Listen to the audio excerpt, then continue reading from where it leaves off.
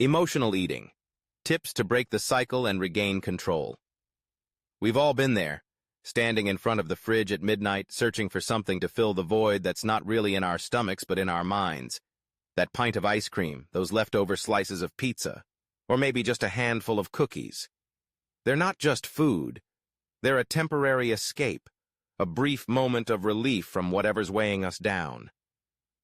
But emotional eating is a double-edged sword. It might make you feel better in the moment, but it often leaves you feeling worse in the long run, both emotionally and physically. So how do you break the cycle of emotional eating? How do you regain control over your food choices and, in turn, your emotions? Here are some tips to help you navigate those tricky waters and come out stronger on the other side. The first step in overcoming emotional eating is identifying what sets it off. Is it stress from work, loneliness, boredom, or something else?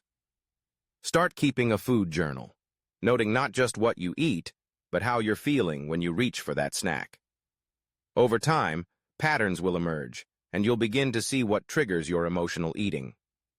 Once you're aware of these triggers, you can start to address the underlying issues rather than just treating the symptoms with food. The second step is to practice mindful eating.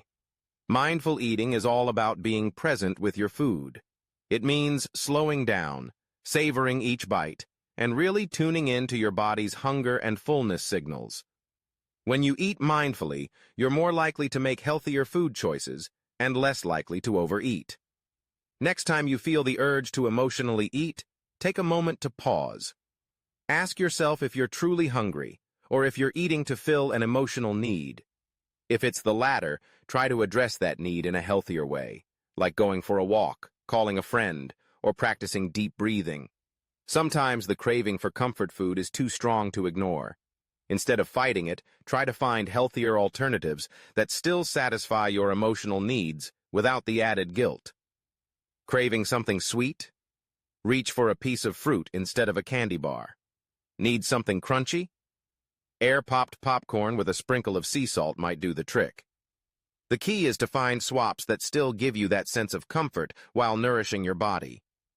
You don't have to go through this alone.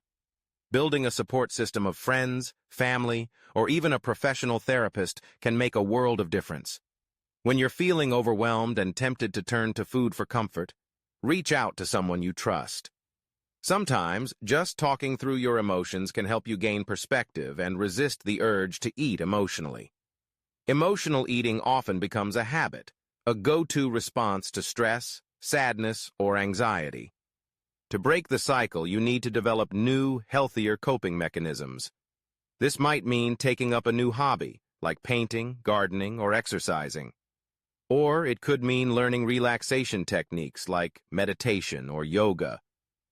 The goal is to find activities that help you manage your emotions in a positive way, rather than turning to food.